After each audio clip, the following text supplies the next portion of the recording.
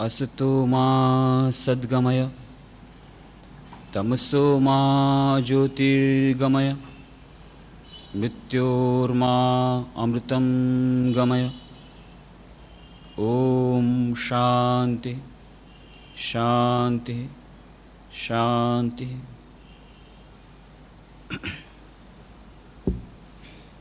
एकाग्रता અને ધ્યાન એ વિષય પર આપણે 48 ચર્ચાઓ કરી અને આપણે જોયું કે આપણા દૈનંદિન જીવનમાં તેમજ આધ્યાત્મિક જીવનમાં આ બંનેનું શું મહત્ત્વ છે, ધ્યાનના વિભિન્ન પ્રકારો, ધ્યાનમાં નડતી વિભિન્ન બાધાઓ, તેનું નિરાકરણ, આ બધાની ચર્ચા આપણે કરી રહ્યા હતા.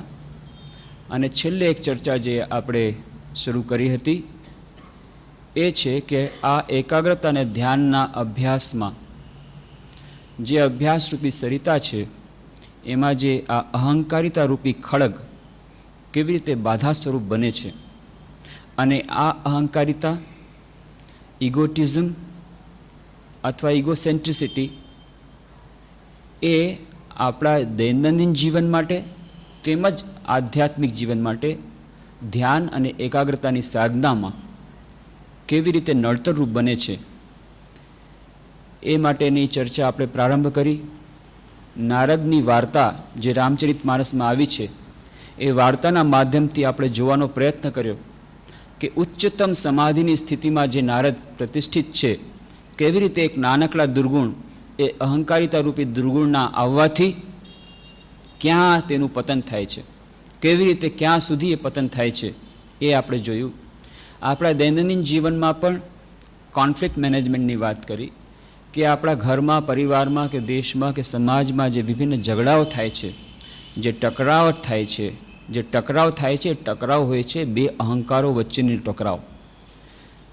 અને કોઈ પણ સમસ્યા એના ઊંડાણમાં આપણે જઈએ પછી એ ક્રોધની સમસ્યા હોય, ઈર્ષાની સમસ્યા હોય, વિશ્વ શાંતિની સમસ્યા હોય કે નેશનલ ઇન્ટિગ્રેશનની સમસ્યા હોય, એ બધાના મૂળમાં આ અહંકારિતા રૂપી ખડગ રહ્યો છે. અને એટલા જ માટે આપણે દૈનંદિન જીવનમાં જ્યારે એકાગ્રતા પ્રાપ્ત કરવા જઈએ છીએ, કાર્યમાં આપણે નિપુણ બનવા જઈએ છીએ, ત્યારે એ એકાગ્રતામાં કોણ બાધક તત્વ કયું આવે છે? ચિંતા, ટેન્શન. પછી ભણવાનો વિદ્યાર્થી કોઈ ભણી રહ્યો હોય એના માટે પણ એ ટેન્શનને કારણે એકાગ્ર નથી કરી શકતો.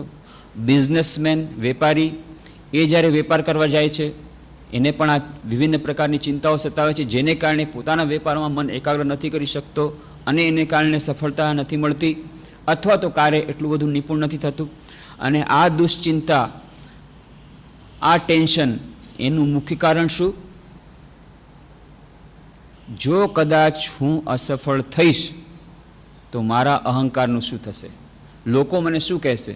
સમાજમાં મારું નાક કપાશે, બીજા લોકો મારું શું કહેશે? આ જે મારા અહંકારિતાને બચાવવાનો, સુરક્ષા કરવાનો જે પ્રયત્ન, એનું જ નામ ટેન્શન, એનું જ નામ દુશ્ચિંતા. અને આ આપણા દૈનંદિન જીવનના કાર્યોમાં પણ, એકાગ્રતામાં પણ બાધક સ્વરૂપ બને છે. અને જ્યારે ધ્યાનનો અભ્યાસ પ્રારંભ કરીએ છીએ ત્યારે પણ આ અહંકારિતા જ આડે આવે છે. અને પ્રારંભથી લઈને છેક સુધી આડે આવે છે. પ્રારંભમાં આપણને જેમ આપણે કહ્યું કે આપણા ગુરુ પાસે જવા નથી દેતું કે નહીં, હું ચોપડી વાંચીને ધ્યાન બધું સમજી લઈશ, મારે કોઈને નતમસ્તક થવું નથી. ત્યાંથી માંડીને વિભિન્ન પ્રકારોથી જે આગળ વધતું જાય છે એ વ્યક્તિ આગળ વધતી જાય છે. દરેક જગ્યાએ એને અહંકારિતા રૂપી ખડક, કોઈ કે બે વાક્ય કીધા છે, કોઈ કટુ વાક્ય, ધ્યાનમાં બેઠા એ જ વાક્યોનું ચિંતન ચાલે છે. અરે રે, 2 દિવસ પહેલાં મને આમ કહી દીધું, એ મનમાંથી જતું નથી. એ ધ્યાનમાં એ બધા વિચારો આવે છે ત્યારે પણ. અને જે છેલ્લી સ્થિતિ, નિર્વિકલ્પ સમાધિમાંથી રોકનારું તત્વ, એ અહંકારિતા રૂપી પડદો. તો એની આપણે ચર્ચા કરી રહ્યા હતા કે આ અહંકારિતા રૂપી ખડક એ કેવી રીતે દૂર થઈ શકે. પણ એની પહેલાં ફરીવાર એક વાત સમજી લઈએ કે ઈગો અને ઇગોટિઝમ, અહંકાર અને અહંકારિતા, આ બંને વચ્ચેનું સૂક્ષ્મ અંતર આપણે સમજવાનો પ્રયત્ન કર્યો હતો, એને ફરીથી યાદ કરી લઈએ. અહંકાર એ આપણા જીવનની અનિવાર્યતા છે. દરેકે દરેક વ્યક્તિત્વના જીવનમાં અનિવાર્ય તત્વ છે. ગીતામાં કહ્યું છે ભિન્ના પ્રકૃતિ અહંકારમ ઇતિ મે ભિન્ના પ્રકૃતિ અષ્ટધા. પ્રકૃતિમાંના અષ્ટ અંગોમાંનું એક અનિવાર્ય અંગ છે આ અહંકાર, ઈગો, ઇસેન્શિયલ. અને જો અહંકાર નહીં હોય તો આપણે ટકી નહીં શકીએ, જીવિત ન રહી શકીએ. એક નાનકડા બાળકમાં સૌથી પહેલાં વ્યક્તિત્વનો વિકાસ ક્યારે શરૂ થાય છે? જ્યારેમાં એનામાં હું પણ આવે છે કે ના, હું આ વિશ્વથી કંઈક અલગ છું, અને ત્યારે પોતાની વિશિષ્ટતાઓને લાવવાનો પ્રયત્ન કરે છે. ધીરે ધીરે એના વ્યક્તિત્વનો વિકાસ થાય છે. આપણા વ્યક્તિત્વના વિકાસ માટે આ અહંકારની આવશ્યકતા છે. આપણા વ્યક્તિત્વને ઓપ આપવા માટે અહંકારની આવશ્યકતા છે. મેચ્યોરિટી ગેઇન કરવા માટે, ઇમોશનલ મેચ્યોરિટી ગેઇન કરવા માટે, ભાવનાઓને વધુ પરિશિષ્ટ બનાવવા માટે આ અહંકારની આવશ્યકતા છે. જીવનમાં જો આગળ વધવું હોય કોઈ પણ ક્ષેત્રે અહંકારની આવશ્યકતા છે. નહીં, મારે આગળ વધવું છે, દ્રઢ ઈચ્છા શક્તિ હોવી જોઈશે, strong will power. A strong will પાવરનો બેઝ છે અહંકાર, ઈગો. એના માટે પણ આવશ્યકતા છે. આધ્યાત્મિક જીવન માટે પણ આ અહંકારની આવશ્યકતા છે. જેનામાં અહંકાર નહીં હોય એ કેવી રીતે આગળ વધી શકશે? નહીં, મારે ધ્યાન કરવું છે, મારે એકાગ્રતા અને ધ્યાનની સાધના કરીને મારે આધ્યાત્મિક જીવનમાં આગળ વધવું છે. આવો જો અહંકાર નહીં હોય તો આધ્યાત્મિક સાધના કેવી રીતે આગળ વધી શકશે? એટલા માટે અહંકાર એ આપણા જીવનની અનિવાર્યતા છે. એને વધુ પુષ્ટ કરવો પડશે. એપેન્ડિક્સ, જેમ શરીરનો એક ભાગ હોય છે એપેન્ડિક્સ, કોઈને જ્યારે ખૂબ દર્દ ઉઠે પેટમાં અને ત્યારે જુએ કે ના એપેન્ડિક્સ થયું છે, તો એ એપેન્ડિક્સને ડૉક્ટર ઓપરેશન કરીને કાઢી નાખે. કારણ કે આપણા શરીરમાં આ એપેન્ડિક્સનું કોઈ મહત્ત્વ નથી. એ છે ત્યાં સુધી છે. જ્યારે દુખતું પ્રારંભ કરે ત્યારે એને કાપીને અલગ કરી દેવામાં આવે છે. એ આપણા શરીરમાં કોઈ પણ રીતે એપેન્ડિક્સ આપણા શરીરમાં કોઈ કામ કરતું નથી. એટલા માટે એને દૂર કરી દેવામાં આવે છે. આપણો અહંકાર શું એવું જ એક અંગ છે કે જેને આપણે કાપીને અલગ કરી શકીએ? ના. એપેન્ડિક્સ જેવું આ અહંકાર નથી કે તમે પોતાના વ્યક્તિત્વમાંથી એને દૂર કરીને ફેંકી દો અને તમે જીવિત રહી શકો. નહીં. તો એપેન્ડિક્સની જેમ આ અંગ દૂર થઈ શકે નહીં. અહંકાર આપણી અનિવાર્યતા છે. અને અહંકારને જેટલું વધુ મેચ્યોર કરશું, એ અહંકારને હજી ઓપ આપવો પડશે, હજી વધારવો પડશે, મોટો કરવો પડશે, મેચ્યોર કરવો પડશે. એ ઈગો એ મેચ્યોર કરવો પડશે, પણ ઇન્ફ્લેટ કરવાનો નથી. આ બે અલગ અલગ શબ્દો છે. Maturity, inflation. ઇન્ફ્લેશન એટલે ફુગાવો. આપણા અહંકારને ફૂલાવવાનો નથી, અહંકારને હજી વધુ પુષ્ટ કરવાનો છે. આ બંને વચ્ચે અંતર શું છે? જ્યારે આ અહંકાર ફૂલશે તો અહંકારિતામાં પરિણિત થશે.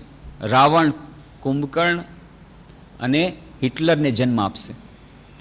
જો આ અહંકાર પુષ્ટ થશે, મેચ્યોર થશે, ઈશ્વરના ચરણોમાં લઈ જશે, નિર્વિકલ્પ સમાધિમાં લઈ જશે, ધ્યાનની ઉચ્ચતમ સ્થિતિમાં લઈ જશે, આધ્યાત્મિકતાની ઉચ્ચતમ સ્થિતિમાં લઈ જશે. અહંકાર, અહંકારિતા, ઈગો, ઇગોટિઝમ, બંને વચ્ચેનું સૂક્ષ્મ અંતર સમજી લઈએ. જે વ્યષ્ટિ અહંકાર પુષ્ટ થઈને સમષ્ટિ અહંકારથી ની તરફ લઈ જાય છે, એ ઈગો સારો, એ અહંકાર સારો. પણ જે અહંકાર, જેને શ્રી રામકૃષ્ણ કહે છે કાચા આમી, કાચો અહંકાર, આપણા એ અહંકારને સમષ્ટિ અહંકારથી, ઈશ્વરથી દૂર લઈ જાય છે, એ અહંકાર આપણો વિનાશ કરી નાખશે. તો આટલું આપણે સમજવાનું છે. વ્યષ્ટિ અહંકાર, સમષ્ટિ અહંકાર. વ્યષ્ટિ અહંકાર જ્યારે સમષ્ટિ અહંકારથી વેગળો થાય છે ત્યારે જ એ અહંકારિતા બને છે, અને ત્યારે જ આપણા માટે વિનાશનું કારણ બને છે. એટલે આ સૂક્ષ્મ અંતર. અને એટલા જ માટે આપણે જોયું સ્વાભિમાન અને અભિમાન, આ બંને વચ્ચેનું અંતર જોવાનો પ્રયત્ન કર્યો સ્વામી વિવેકાનંદના ઉદાહરણથી. સ્વાભિમાન અને નિરભિમાનિતા, આ બંને એક જ વ્યક્તિમાં એક સાથે રહી શકે એનું ઉત્કૃષ્ટ ઉદાહરણ આપણે સ્વામી વિવેકાનંદના જીવનમાં જોવા મળે છે. આ અહંકારને જે પુષ્ટ કરવાનો છે, ઈગોને મેચ્યોર કરવાનો છે, વધુ મહાન બનાવવાનો છે. ઉદાહરણ, આજ સુધી વિશ્વમાં સ્વામી વિવેકાનંદ કહે છે મારા જેવી સ્વાભિમાની વ્યક્તિ કદાચ જગતમાં નહીં થઈ હોય. આટલું બધું સ્વાભિમાન. અને ખરેખર કેવો મોટો અહંકાર, જે સમસ્ત વિશ્વ સાથે એકલા લડી લેવાનો નિર્ધાર કરે, સમસ્ત વિશ્વ સાથે, સમસ્ત વિશ્વ સામે છે, એકલા હાથે લડી લેવાનો નિર્ધાર કરે. કેટલો મોટો એનો અહંકાર હશે, કેવી એ ખુમારી હશે.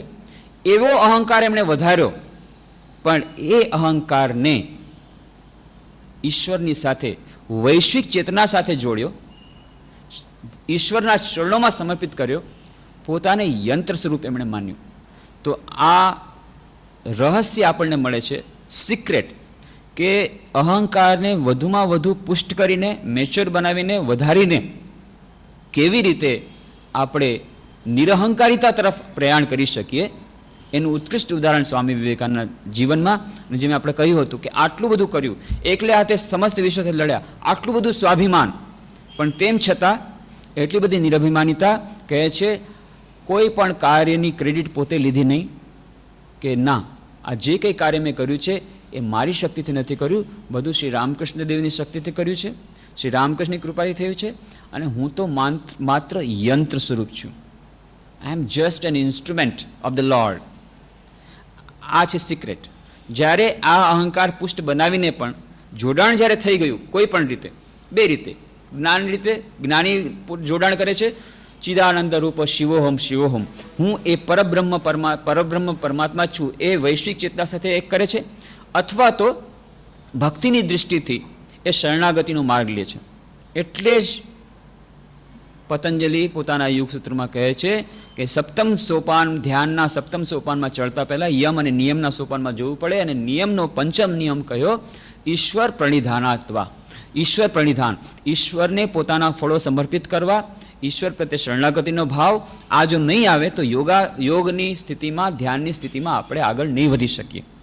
એ સ્વામી વિવેકાનંદના જીવનમાં આપણને એનું સિક્રેટ મળી જાય છે, કેવી રીતે શરણાગતિના માર્ગ દ્વારા પોતાને યંત્ર સ્વરૂપ સમજીને એ એક નાનકડું, બસ એક જ attitude, change of attitude of mind, માનસિકતા, એનો માનસિક અભિગમ થોડોક બદલાવીને મહાનમાં મહાન અહંકાર એ આપણને ઈશ્વર તરફ લઈ જશે. એ મહાનમાં મહાન અહંકાર મહાન રાક્ષસ પણ બનાવી શકશે. ફક્ત અંતર એટલું છે, આ જોડાણ જો થઈ ગયું હશે ઈશ્વર સાથે, પરમ ચેતના સાથે, વૈશ્વિક ચેતના સાથે, તો આ અહંકાર વધીને આપણને હજી વધુ સારી દિશામાં લઈ જશે. અને એ બધા માર્ગોમાં એટલા જ માટે કહ્યું, ક્રિશ્ચિયનિટીમાં પણ એ જ વાત કરી કે અંતિમ લક્ષ્ય શું છે, નિરહંકારિતા. જ્યારે જે વ્યક્તિગત અહંકાર એ વૈશ્વિક અહંકાર સાથે એક થઈ ગયો, ઈશ્વરના અહંકાર સાથે એક થઈ ગયો, ઈશ્વર પ્રત્યે સમર્પિત થઈ ગયું. બુદ્ધ ભગવાનમાં, બૌદ્ધમાં પણ મહાયાન અને હીનયાન થયા. તો મહાયાનમાં એમ જ કહે છે કે નિર્વાણ નામની કોઈ વસ્તુ નથી. એમાં પણ એ ક્ષુદ્ર અહંકારને ત્યજવાની વાત.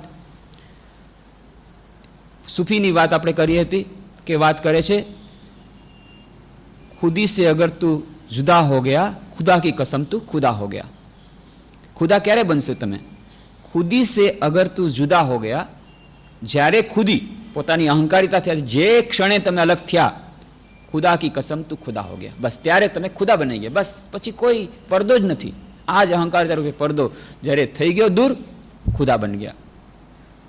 એને પામવાનો માર્ગ, ખુદીને, પોતાના અહંકારને દૂર કરવાના, એના માટેનો સર્વશ્રેષ્ઠ માર્ગ જે ભક્ત માટે એ છે શરણાગતિનો માર્ગ.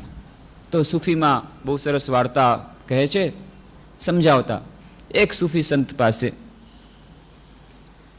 ગુલામ આવ્યો. સૂફી પૂછે છે, तुम्हारा नाम क्या है? गुलाम કહે છે, જો આપ રખ દે, જે નામ તમે રાખશો. क्या काम करोगे? जो आप देंगे. काम શું કરશો? જે કામ કરાવશો એ કરીશ. क्या खाओगे? जो आप देंगे. જે ખાવાનું આપશો એ ખાઈશ. તો तुम्हारी चाह क्या है? શું માગો છો એના બદલામાં? કેટલા રૂપિયા લઈશ? आपकी चाह में मेरी चाह है.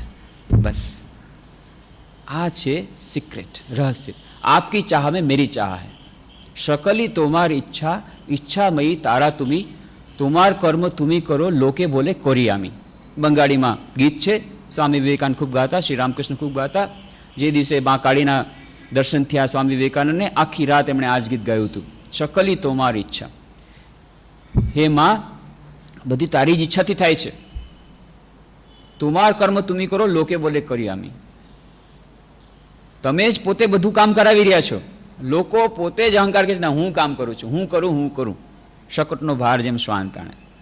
તો તમારી ઈચ્છાથી બધું થાય છે. તમારી ઈચ્છામાં મારી ઈચ્છા છે. તમે જેમ કરાવશો એમ કરીશ, તમે જેમ બોલાવશો એમ બોલીશ, તમે જેમ કહેશો એમ કરીશ. આ છે ભક્તનો ભાવ. ધીરે ધીરે જ્યારે આ ભાવ પુષ્ટ થાય છે, સાચા ગુલામીનો ભાવ, ત્યારે પ્રભુ મેં ગુલામ તેરા. હે પ્રભુ, હું તમારો ગુલામ છું.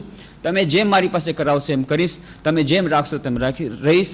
રામ રાખે તેમ રહીએ ઉદ્ધવજી. બસ જે કરાવશો, જેવી તમે બુદ્ધિ આપી છે, અત્યારે જે તમે બુદ્ધિ આપી છે, એ બુદ્ધિનો સારામાં સારો ઉપયોગ કરીને વધારેમાં વધારે પુરુષાર્થપૂર્વક હું કાર્ય કરવાનો પ્રયત્ન કરીશ.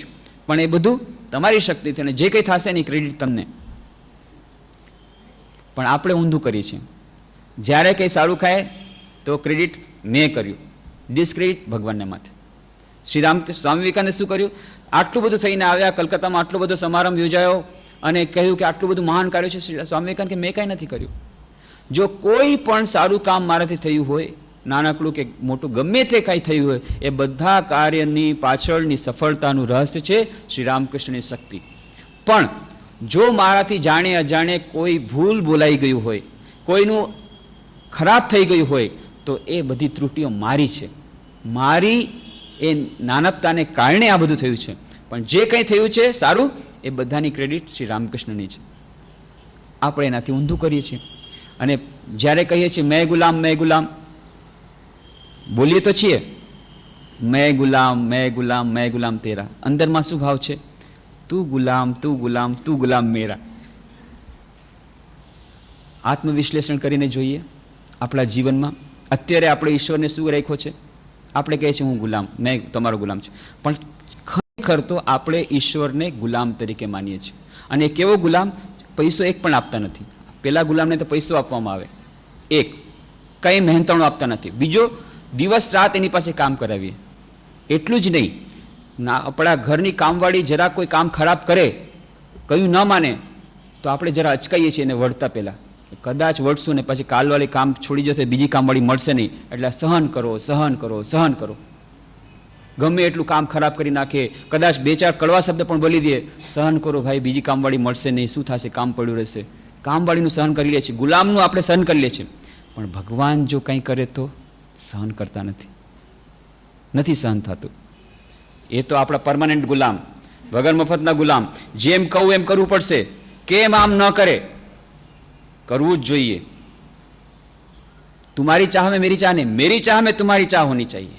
આ ભગવાન પ્રત્યે આપણો અભિગમ છે. થોડા દિવસો પહેલા એક બેન સાથે મુલાકાત થઈ. કહ્યું કેમ આવતા નથી 3 મહિનાથી? ભગવાન સાથે રીસાણી છું, ભગવાન સાથે ઝઘડો થયો છે, રીસાય છું. કેમ? મેં આટલું બધું કીધું, ભગવાનને પ્રાર્થના કરી મારા હસબન્ડનું ટ્રાન્સફર કરી દો, ટ્રાન્સફર કરતા નથી. મારે એની સાથે કોઈ લાગે વળગે નહીં. અત્યાર સુધી ભગવાન ગુલામની જેમ બધું કામ કરતા હતા. જ્યારે જે કરવા જતો ટ્રાન્સફર કરાવી દીધું, એમના લગ્ન કરાવી દીધા, એમને ભણાવી દીધું, એમને પાસ પણ કરાવી દીધું, બધું કરાવી દીધું. હવે આ પહેલી જ વાર આ ભગવાન થોડા ફેલ ગયા, ટ્રાન્સફર કરવામાં ફેલ ગયા કે નથી ખબર નહીં, કદાચ આજ સુધીમાં થઈ ગયું હોય. આ તો 4-5 દિવસ પહેલાની વાત છે. જરાક મોડું થયું ટ્રાન્સફર કરાવવામાં, અથવા તો એ ભગવાનને ખબર પડશે, પાછળથી ખબર પડશે કે ટ્રાન્સફર શું કરવા ન કરાવ્યું. પણ આપણે અત્યારથી તો ગાળું દેવાનું શરૂ કરી દીધું. એકદમ બેકાર છે, બેકાર ગુલામ છે આપણો. બિલકુલ કામ નથી કરતો. જ્યારે કહું ત્યારે કરવું જોઈએ, જેમ કહું એમ કરવું જોઈએ. જ્યારે કહું જેમ કહું એમ કરવું જોઈએ. જો જરાક પણ ન કરે તરત જ ગાળો દેવાનું શરૂ કરીએ. કેવી ગાળો? કાં તો કહેશે આંધળો છે, આટલો બધો અન્યાય મારાથી થયો છે, જોતો નથી, આંધળો છે. કાં પછી કહેશે બેરો છે, એને ENT સ્પેશિસ્ટ પાસે મોકલો, આટલી બધી પ્રાર્થના કરું, સાંભળતો જ નથી, કાન ખરાબ છે. કેટલી પ્રકારની ગાળો. કાં કહે છે દયાહીન છે, હૃદય નથી એનામાં, હાર્ટ સ્પેશિસ્ટ પાસે જાઓ, હાર્ટ નામની વસ્તુ જ નથી એનામાં. આટલી બધું હું કરું છું ને દયા નથી આવતી મારા ઉપર. કેટલી પ્રકારની ગાળો દેવાનું આપણું શરૂ કરી દે છે. જરાક જો કામમાં થોડીક પણ ઢીલ થઈ, મોઢેથી કહે છે હે પ્રભુ હું તમારો ગુલામ, પણ મનમાં આપણે એમ જ માનીએ છીએ પ્રભુ એ આપણો ગુલામ છે. એનું એકમાત્ર કર્તવ્ય છે જ્યારે આપણી જે ઈચ્છા થાય એ બધી ઈચ્છાને પરિપૂર્ણ કરવી જ જોઈએ. અને એ ઈચ્છા સારી હોય કે ખરાબ હોય, સ્વાર્થી હોય કે નિસ્વાર્થિત હોય, એનાથી ઘણા બધા લોકોનું ભલે અકલ્યાણ થવાનું પણ મારું એ કલ્યાણ કરે, બાકી બધાનું ભલે અકલ્યાણ કરે. આવી જાતનો ડિક્ટેટરશીપ આપણે ભગવાન સાથે કરીએ છીએ. આપણે જરા વિશ્લેષણ કરીને જોઈએ. જ્યારે જ્યારે આપણે ભગવાન ઉપર આળ ચડાવીએ છીએ કે આપણે ભગવાન પ્રાર્થના આપણે સાંભળતા નથી, મોઢેથી આપણે ગમે એટલું કહેતા હોઈએ પણ મનમાં ને મનમાં આપણે ભગવાનને આપણો ગુલામ માનીએ છીએ. ભગવાન આપણા માટે યંત્ર છે આપણી બધી ઈચ્છાઓને પરિપૂર્ણ કરવા માટે.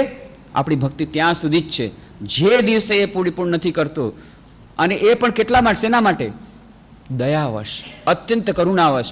જ્યારે એને ખબર હોય છે આનાથી ભક્તનું અકલ્યાણ થશે, એને ખબર છે જો હું આ કામ નહીં કરું મને ખૂબ ગાળો મળશે, હી ડઝન્ટ કેર. ભલે ને મને ગાળો મળે પણ મારે એનું કલ્યાણ કરવાનું છે, મારા ભક્તનું. એ કલ્યાણ કરશે. એને ગાળો ભલે તમે આપો, એ તમારું કલ્યાણ કરીને રહેશે, કારણ કે એને ગાળોથી કંઈ લાગતું વળગતું નથી. ગમે એટલી ગાળો આપો. એક વ્યક્તિને બેંગ્લોર જવાનું હતું, ખૂબ ઇમ્પોર્ટન્ટ બિઝનેસ, ન જાય એ દિવસે ન પહોંચે, 1 લાખ રૂપિયાનું નુકસાન થાય. ભગવાનને 1.25 રૂપિયા નાળિયેર ચડાવ્યું, ખૂબ પ્રાર્થના કરી, ભગવાન મને એર ટિકિટ અપાવી દો, ગમે તેમ કરીને ખૂબ પ્રાર્થના કરી. છેવટ સુધી ટિકિટ મળી નહીં. એર ઇન્ડિયાની ઓફિસમાંથી, ઇન્ડિયન એરલાઇન્સની ઓફિસમાંથી પાછો એને ખૂબ ગાળો દેવાનું શરૂ કર્યું. પોતાની પત્ની કીધું તારા ભગવાન વગર મૂક બધાય, ખૂબ તારું કરી લીધું, બેકાર છે, બેકાર, આ બધામાં હું વિશ્વાસ કરતો નથી. કેમ? આટલી બધી પ્રાર્થના કરી. કાં તો એ બેરો છે, પ્રાર્થના સાંભળતો નથી, અને કાં પછી દયાહીન છે, એણે પ્રાર્થના સાંભળીને મને ટિકિટ ન અપાવી, ખૂબ ગાળો આપી, 1.5 કલાક સુધી ગાળો આપી. 1.5 કલાક પછી મેસેજ આવ્યો, પ્લેન ક્રેશ થઈ ગઈ, બધા મરી ગયા. હા ભગવાન તું કેટલો દયાળુ છે, જો તે ટિકિટ અપાવ્યો તો મરી જાત, પણ પાછળથી સમજાયું. ત્યાં સુધી 1.5 કલાકમાં તો કેટલી ગાળો આપી દીધી. તો ભગવાન જાણે છે તમારું કલ્યાણ શેમાં છે.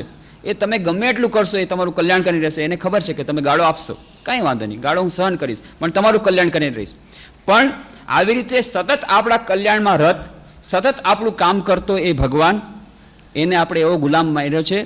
બધું આપણે કામ કરાવીએ છીએ, જ્યારે જ્યારે જેવું કામ કરાવીએ, અને તેમ છતાં જ્યારે કદાચ થોડું મોડું થયું હોય એ પણ આપણા કલ્યાણ માટે થઈને તો ખૂબ ગાળો આપે છે.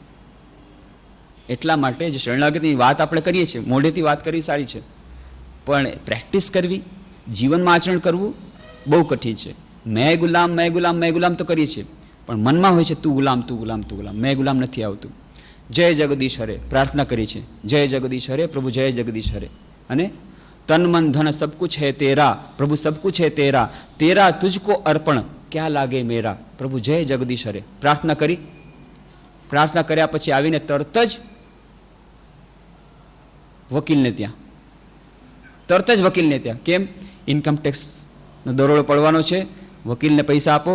ત્યાં તો જય જગદીશ હરેને 10 પૈસા આપ્યા, ત્યાં ફીસ આપી વકીલ સાહેબને 1.5 રૂપિયા ઇન્કમટેક્સથી બચવા માટે. અહીંયા પ્રાર્થના કરી મને ઇન્કમટેક્સમાંથી બચાવો, ત્યાં આપ્યા 1.5 રૂપિયા. કેસમાં હારી ગયા પછી વકીલને ગાળો દેવાની હિંમત નથી, મોટો વકીલ છે હાઈકોર્ટનો, જો એને તો ગાળો દેવાય નહીં, પાછળથી નહીં, આગળથી નહીં, પાછળથી દે તો પાછું હજી વધારે ક્યાંથી ખબર પડી જાય, મુશ્કેલ થઈ, એટલે ગાળો દેવાની. ગાળો કોને? ભગવાનને. 10 પૈસા આપ્યા તો તે મારું કામ ન કર્યું, અને 1.5 રૂપિયા કાંઈ કામ નથી. અને વાત તો કરીએ આપણે, તન મન ધન સબ કુછ છે તેરા, ધન તો તારું છે, પણ પછી ઇન્કમટેક્સ જ્યારે દરોડો પડે તો ધન મારું છે. જો તારું ધન તો ભગવાનનું ધન છે, તમારે શું કરે ચિંતા છે? શ્રી રામકૃષ્ણના એક શિષ્ય હતા, એ બહુ વેદાંતની વાત કરતા, અષ્ટાવક્ર સંહિતા અને વેદાંતની બહુ વાત કરે, અને હંમેશા કહે છે હું તો ખ છું. ખ એટલે આકાશ, ખ આકાશ, ચિદાનંદ રૂપો શિવોહમ શિવોહમ, એમ જ વાત કરે. એટલે એકવાર શ્રી રામકૃષ્ણે જોયું કે બહુ ચિંતિત છે. કેમ? કૃષ્ણ કહે છે આજે તું બહુ ચિંતિત છે? કે ના, આજે ઇન્કમટેક્સની નોટિસ આવી છે, જો પૈસા ટેક્સ બધું નહીં ભરું, બધી પ્રોપર્ટી અટેચ કરી લેશે અને બધી જમીન જાયદાદ જપ્ત કરી લેશે. તો કે ભાઈ ચિંતાનું શું છે? તું તો કહે છે ને હું તો ખ છું, તારે એનાથી શું મતલબ? તું તો આકાશવાળક છે, તારે એનાથી શું મતલબ? તું તો ખ છે. હસીને કહેતા હતા રામકૃષ્ણ કે જો ખરેખર તેમ માનતા હો કે તમે ખ છો, આકાશવત છો, અને ખરેખર તમે માનતા હો કે પ્રભુ તન મન ધન સબકું છે તેરા, તો ધન તો ભગવાનનું છે. તમને ઇન્કમટેક્સ વાળા આવીને તમારું ધન લઈ જાય, તમને શું કરે ચિંતા થાય છે? ના, આપણે કહીએ તન મન ધન સબકું છે તેરા, પણ મનમાં મન છે તન મન ધન સબકું છે મેરા પ્રભુ, મેરા સબકું છે મેરા, તેરા તુજકો અર્પણ નહીં, તેરા ભી મુझको અર્પણ ક્યાં લાગે મેરા. ઊંધી છે વાત. જય જગદીશ હરેની પ્રાર્થના કરી, તન મન ધન સબ કુછ હે તેરા વાત કરી, પ્રાર્થના પૂરી થઈ, બહાર નીકળ્યા, તમે પૂછો કેમ છો? મારું મન બહુ ખરાબ છે. હમણાં તમે કહેતા હતા મન કોનું છે? તન મન ધન સબ કુછ હે તેરા. મન કોનું છે? ભગવાનનું છે. હવે કહે છે મારું મન ખરાબ છે. આપણે વિશ્લેષણ કરીને જોઈએ. હમણાં જ પ્રાર્થના કરીને આવ્યા કે હે ભગવાન, આ તન તારું, ધન તારું, મન તારું, હું મને શું લાગે વળગે, આનાથી કંઈ શું લાગે વળગે, હું તો તને શરણાગત થયો છું. બીજી જ પડે કહે છે મારું મન બહુ ખરાબ છે, એટલે મારું થઈ ગયું. જો તમારું મન તમે ભગવાન આપેલું તો તમારું મન ખરાબ થાય તો એનાથી તમને શું લાગે વળગે? એટલા માટે મોઢેથી વાત કહેવી સહેલી છે, શરણાગતિની વાત, કે પ્રભુ તમારી ચાહ મેં મેરી ચાહ હૈ, પણ એકચ્યુઅલી તો આપણે વાસ્તવમાં તો ભગવાનની ચાહને આપણી ચાહમાં મેળવવા માગીએ છીએ. વાત એવી છે, ઊંધી છે. શકલી તો મારી ઈચ્છા નહીં, શકલી અમારી ઈચ્છા, બધી મારી ઈચ્છા થાય. અને તમારે ભગવાને મારી ઈચ્છા પાલન કરવી જોઈએ. હંમેશા જ્યારે હું ઈચ્છા કરું, જેમ કહું એમ કરવું પડે. શરણાગતિનો માર્ગ પણ એ સરળ નથી, વાત કરવી સરળ છે. એટલા માટે રામકૃષ્ણ મઠ અને મિશનના 10મા પરમાધ્યક્ષ મહારાજ હતા, શ્રીમદ સ્વામી વીરેશ્વરાનંદજી મહારાજ. એમને એક યુવકે જઈને પૂછ્યું કે ભાઈ, આ તમે કહ્યું કે શરણાગતિનો માર્ગ, તો શરણાગતિ તો વાત કરીએ છીએ પણ પૂરી શરણાગતિનો ભાવ આવતો નથી. તો મહારાજે કહ્યું તમે એમ શું સમજો છો? આ કંઈ સાધારણ વાત છે? શરણાગતિનો માર્ગ, આ ભાવ આવવો કે બધું ભગવાનને સમર્પિત કરવું, પોતાના અહંકારને પણ ભગવાનને સમર્પિત કરવું, બધું ઈશ્વરની ઈચ્છા થાય છે માનવું, તે સંપૂર્ણપણે ભગવાનને સમર્પિત કરવી, નાની સૂની વાત નથી. અંતિમ અવસ્થા છે, અંતિમ અવસ્થા છે. જો તમને ખરેખર શરણાગતિનો પૂરેપૂરો ભાવ આવી ગયો પછી બાકી કાંઈ રહેતું નથી. એ તો સાધનાની અંતિમ સીડી છે, સિદ્ધિની અંતિમ સીડી છે, સાધના નહીં. એટલા માટે તો પછી હવે ઉપાય શું છે? બહુ કઠિન છે. ઉપાય શું છે? બહુ સરસ એમણે ઉદાહરણ આપ્યું. જુઓ, ગીતામાં કહ્યું છે, લક્ષણો કયા છે? સ્થિતપ્રજ્ઞતાના લક્ષણ. એ સ્થિતપ્રજ્ઞતાના લક્ષણમાં કહ્યું છે, પ્રજેહાતિ યદા કામાન સર્વાન પાર્થ પરિત્યજાન. હા, તો એ બધાય કામનાઓથી જે પરે થઈ જાય છે, એવી બધા લક્ષણો કયા? શ્રીધર એના ઉપર ટીકા કરતા કહે છે કે આ લક્ષણો આ શું જ બતાવે છે? સ્થિતપ્રજ્ઞતાની કોઈની સ્થિતિ થઈ ગઈ તો કેમ સમજવું? અર્જુનનો તો પ્રશ્ન હતો ને કે પ્રભુ તમે આમ કહો છો કે આ સ્થિતપ્રજ્ઞ જે હોય ને આવું હોય તો એ કેવી રીતે બેસે છે, કેવી રીતે વર્તે છે, કેવી રીતે જાણવું કે ફલાણી વ્યક્તિ સ્થિતપ્રજ્ઞ છે? એના લક્ષણ બતાવતા કહે છે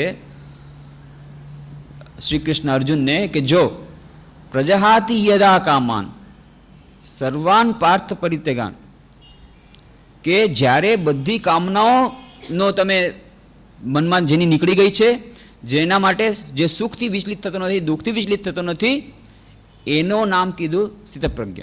આ તો લક્ષણ બતાવ્યા. શ્રીધર એમાં ટીકા કરતા કહે છે કે હવે આ લક્ષણો મેળવવા કેવી રીતે? સ્થિતપ્રજ્ઞની સ્થિતિ આવે કેવી રીતે? બહુ સુંદર વાત કરે છે કે જે સિદ્ધિના લક્ષણ છે એ જ સાધનાના લક્ષણ છે. સિદ્ધિની જે સ્થિતિ છે એ સ્થિતિ માટેનો પ્રયત્ન કરતા કરતા એ સ્થિતિ થઈ જશે.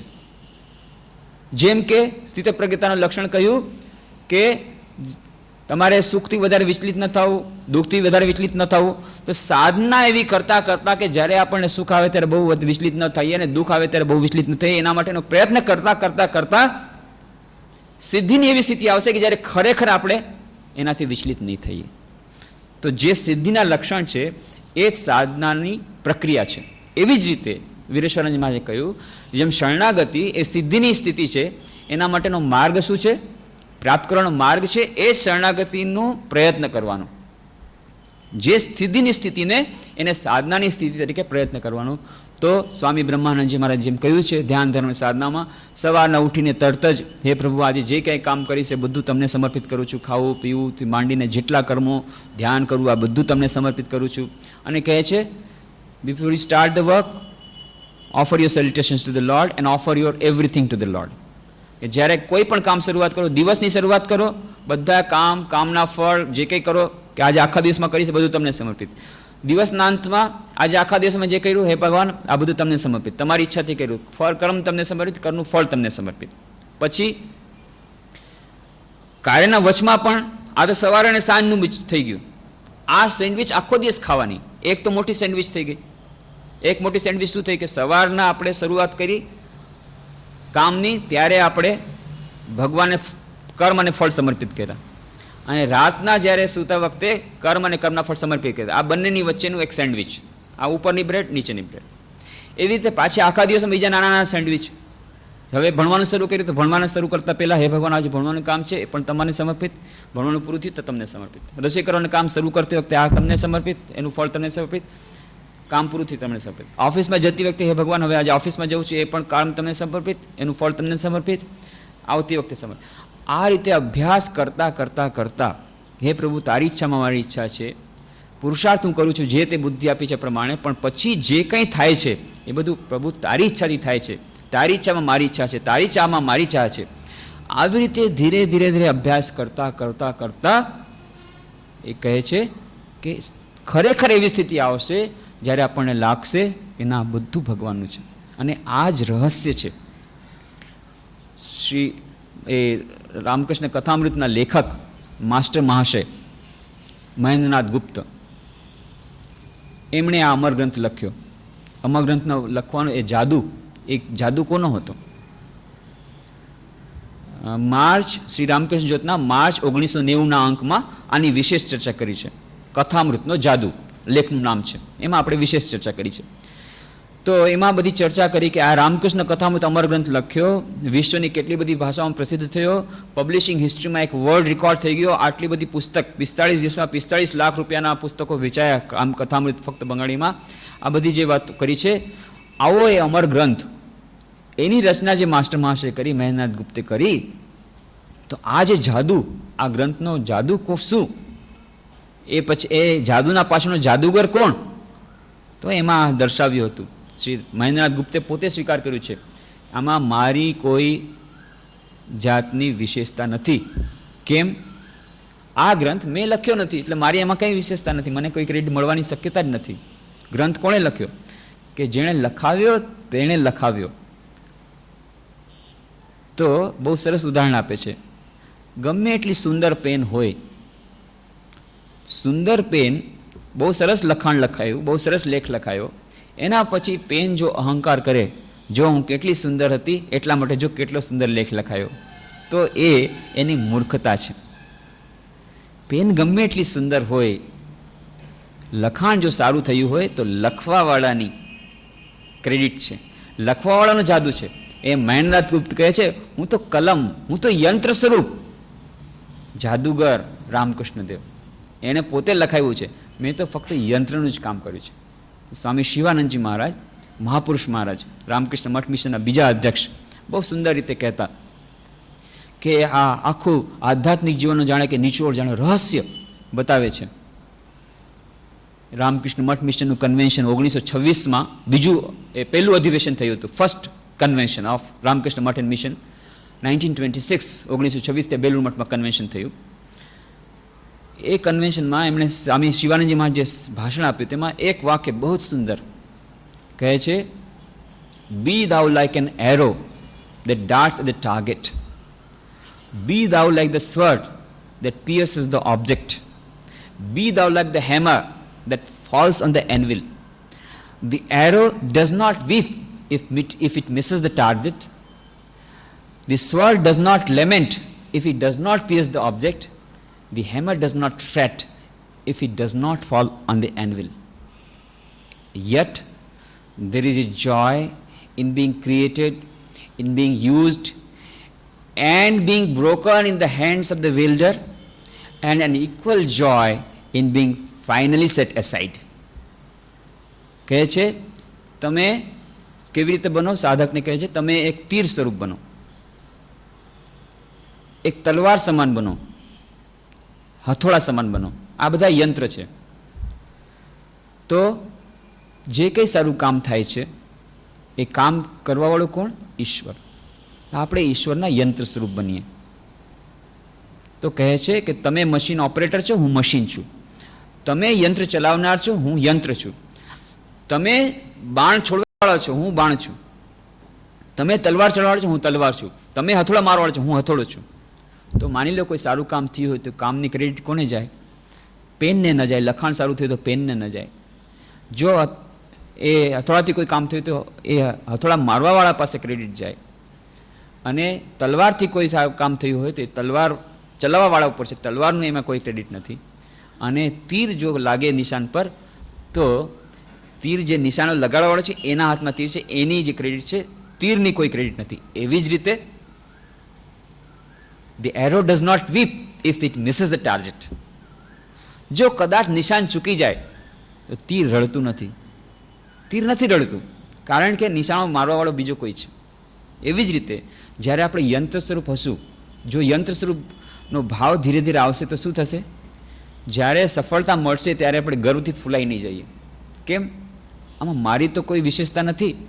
જેણે કામ કરાવ્યું, પ્રેરણા આપી, યંત્ર સ્વરૂપ બનાવીને કામ કરાવ્યું, એની વિશેષતા છે. અને જ્યારે અસફળતા મળશે ત્યારે આપણે રડીશું નહીં. The arrow does not weep if it misses the target. જો આપણે યંત્ર સ્વરૂપ હોઈએ તો રડવાનું શું છે? કામ કરવાવાળું તો બીજું કોઈ છે.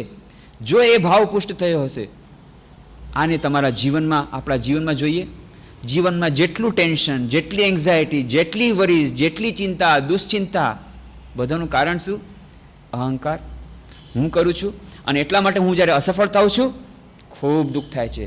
Depression, tension. કેમ? હું કરું છું, હું અસફળ થઈ, હું અસફળ થયો, 12માં રિઝલ્ટ ખરાબ આવી ગયું, બસ એકદમ મૂડ ઓફ. પણ જો યંત્ર સ્વરૂપ બનવાનો પ્રયત્ન કર્યો હોત, ડિપ્રેશન ના હોત. કેમ?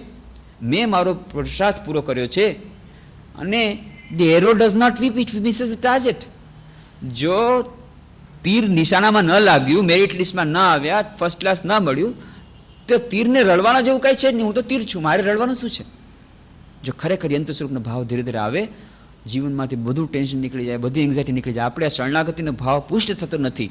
એને કારણે આપણે જીવનની બધી સમસ્યા, એકાગ્રતા, ધ્યાનના અભ્યાસમાં ઊંડા ઉતરી શકતા નથી. કેમ? આજ અહંકારિતા રૂપી પાણો, અહંકાર રૂપી ખડક, અને છેવટે એ જે પડદો કાચા અહંકારનો, કાચા આમી, જ્યારે પાકા મમી જાય, પાકો અહંકાર બને, શરણાગતિનો ભાવ આવી તો પુષ્ટ થાય. તો પુષ્ટ કરવા માટે વારંવાર જો આપણે આપણા મનને યાદ દેવડાવીએ, નહીં ભાઈ, I am just an arrow, I am just the pen, I am just an instrument, હું ફક્ત યંત્ર છું, હું મશીન છું, મશીન ઓપરેટર તો બીજું કોઈ છે. તો પછી આપણે અસફળતાથી દુઃખી કદાચ થશું, પણ એનાથી આપણે નિરાશ નહીં થઈએ, હતાશ નહીં થઈએ. એવી જ રીતે જ્યારે સફળતા મળશે ત્યારે સુખી કદાચ થશું, આનંદ કદાચ આવશે, પણ ગુમાનથી ફૂલાઈ નહીં જઈએ. કેમ? ક્રેડિટ તો આપણી નથી. આવી રીતે ધીરે ધીરે જો પુષ્ટ કરી શકીએ તો શ્રી રામકૃષ્ણ કથામૃતના લેખક માસ્ટર મહાશય મહેન્દ્ર એમ જ કહેતા હતા કે આમાં મારી કોઈ ક્રેડિટ નથી. આટલો અમારો ગ્રંથ રચ્યો, ઘણું બધું એમને કહેવા હતા કે મેં શું કર્યું છે? હું તો શ્રી રામકૃષ્ણ દેવ ઉપર એક એક દૃશ્ય ઉપર મેં 1000 વાર ધ્યાન કર્યું. શ્રી રામકૃષ્ણ દેવ સાથે જે મુલાકાત થતી, શ્રી માસ્ટર મહાશય એ મુલાકાતને પોતાની ડાયરીમાં લખી રાખતા. એ જે કંઈ વાર્તાલાપ થતો એ ડાયરીમાં લખી રાખતા. એ જ વાર્તાલાપને પછી તેમણે કથામૃતના પુસ્તક રૂપે પ્રગટ કર્યો. પણ પુસ્તક રૂપે પ્રગટ કરતા પહેલાં કહે છે, દરેકે દરેક દૃશ્ય ઉપર મેં 1000 વાર કમસે કમ ધ્યાન કર્યું. અને જાણે કે આ દૃશ્ય ફરીથી મારી પાસે, ઇતિહાસનું દૃશ્ય ફરીથી તાજું થયું. શ્રી રામકૃષ્ણની સાક્ષાત ઉપસ્થિતિમાં, શ્રી રામકૃષ્ણની પ્રેરણાથી આ લખ્યું. તેમાં મારી ક્રેડિટ શું છે? હું તો ફક્ત યંત્ર સ્વરૂપ છું. આવી રીતે જ્યારે યંત્ર સ્વરૂપ બને છે ત્યારે એટલા જ માટે કથામૃતનું જાદુ, કે જાદુગરીની પાછળ રામકૃષ્ણદેવ પોતે, ઈશ્વર પોતે લઈ લઈએ તો આપણા જીવનમાં બસ પછી સફળતા જ સફળતા, અને અસફળતા પણ પછી સફળતામાં બદલી જાય છે, અને નહીં તો પછી સફળતા પણ અસફળતામાં બદલી જાય છે. બહુ સુંદર આખ્યાયિકા છે. બધી ગોપિકાઓ મળી અને ચારે તરફ કુંડાળે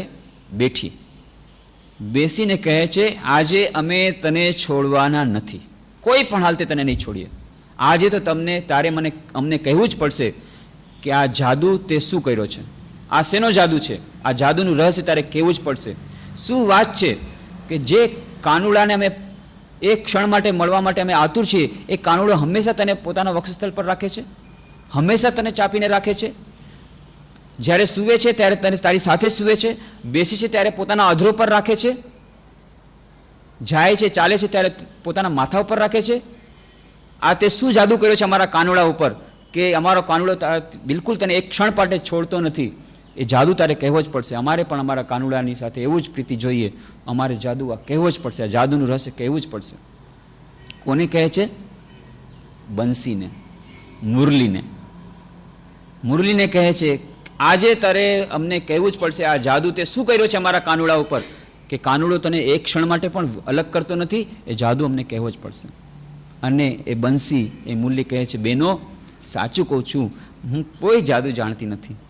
સાચું કહું છું, હું કોઈ જાદુ જાણતી નથી. અને મારામાં એવો કોઈ ગુણ નથી કે જેથી હું એ કાનુડાને, કનૈયાને હું રીઝવી શકું. તમે પોતે જ જુઓ મારામાં કયો ગુણ છે. હું દુર્ગુણોથી ભરપૂર છું. મારું સ્વરૂપ જુઓ. મારું સ્વરૂપ હતું, હું એક વાંસ હતી, ખૂબ જ કદરૂપું વાંસ, ગાંઠોથી ભરપૂર, ખરબચડું વાંસ. આ તો મારું સ્વરૂપ. એમાં આ ઓછું હતું તો પછી મારો જે કંઈ સાર હતો એ બધો કાઢી નાખ્યો. સારહીન, પોલું કરી નાખ્યું મને. પોલું વાંસ, વાંસને પોલી કરી નાખી. વાંસમાંથી જેટલો સાર હતો કાઢી નાખ્યો. તો સારહીન છું હું. મારામાં કોઈ સાર પણ નથી. દુર્ગુણોથી ભરપૂર, ગાંઠોથી ભરપૂર, અત્યંત કદરૂપું સ્વરૂપ અને વાંકું ચૂકું સ્વરૂપ. એમાં પાછું બાકી હતું તો મારો સાર બધો કાઢી લીધો, ગર્ભ કાઢી લીધો, સાવ પોલું. એવી પોલી મને બનાવી દીધી. પાછું એમાં બાકી હતું તો મારા પેટમાં 7 કાણા નાખ્યા. 7 કાણા મારા પેટમાં. અને હજી એ કદરૂપી ઓછી હતી તો મારા મોઢાને બાળી નાખ્યું.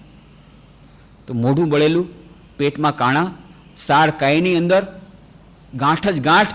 દુર્ગુણોથી હું ભરપૂર છું. પણ તેમ છતાં મારામાં એક ગુણ છે જેને કારણે કાનુડો મને હંમેશા પોતાની પાસે રાખે છે. અરે એ જ તો અમે જાણવા માંગીએ છીએ, કયો ગુણ છે, કયો સર્વિસ છે, એ જ તો જાણવા માંગીએ છીએ. બોલતી કેમ નથી? બોલ. તો કે બસ એક જ છે, એક જ ગુણ છે મારો, કે મારો પોતાનો કોઈ અવાજ નથી. કાનુડો જે અવાજ મારામાં ફૂંકે એ જ અવાજ હું બહાર કાઢું છું. કાનુડો જે તાન મારામાં આપે એ જ તાન હું બહાર આપું છું. કાનુડો જે ગીત મારામાં મૂકે એ જ ગીત હું બહાર કરું છું. મારો પોતાનો કોઈ સૂર નથી, મારો પોતાનો કોઈ સ્વર નથી, મારો પોતાનો કોઈ અવાજ નથી. બસ આ જ એકમાત્ર રહસ્ય. આ છે શરણાગતિની ચરમ સ્થિતિ. એ જ્યારે પ્રભુ તારી ઈચ્છામાં મારી બધી ઈચ્છા, મારી પોતાની કોઈ ચાહ નથી, મારો પોતાનો કોઈ સૂર નથી, મારો પોતાનો કોઈ સ્વર નથી, મારો પોતાનો કોઈ અવાજ નથી. તું જેમ કરાવીશ એમ હું કરીશ, તું જેમ બોલાવીશ એમ હું બોલીશ, તું જેમ ચલાવીશ એમ ચાલીશ. આ સ્થિતિ અંતિમ સ્થિતિ. પણ એની સાધના આપણે જે થોડીક પણ કરી શકીએ, થોડીક, વધુ નહીં, થોડીક પણ જો સાધના આપણે જીવનમાં કરી શકીએ તો મહાનમાં મહાન વિપત્તિમાંથી, મહાનમાં મહાન દુઃખમાંથી, મહાનમાં મહાન ચિંતામાંથી આપણે મુક્ત થઈ શકીએ. જો થોડોક પણ એવો ભાવ આવી જાય કે ના, હું તો ફક્ત યંત્ર સ્વરૂપ છું, યંત્ર સ્વરૂપ બનવાનો પ્રયત્ન કરી રહી છું, તો આ મહાન વિપત્તિમાંથી આપણે ઉગરી શકીએ. આ શરણાગતિની સ્થિતિ. આ શરણાગતિનો એક માર્ગ ભક્તિનો માર્ગ, બીજો જ્ઞાનનો માર્ગ કે ચિદાનંદ રૂપ શિવોહમ શિવોહમ.